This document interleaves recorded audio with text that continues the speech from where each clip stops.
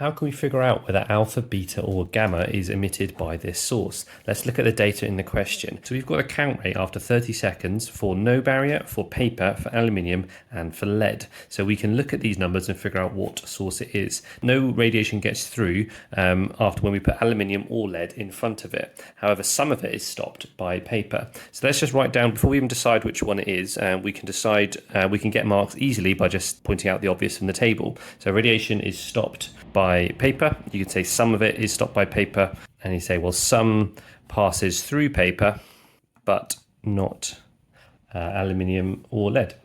Okay, so those are two conclusions. Most of it's stopped by paper, but some of it goes through and it is all stopped by aluminium. Now we need to know that paper means that there is alpha in there, because if it's getting stopped by paper, it must be alpha radiation. And then it also must be beta, because some of it gets through the paper and goes as far as lead.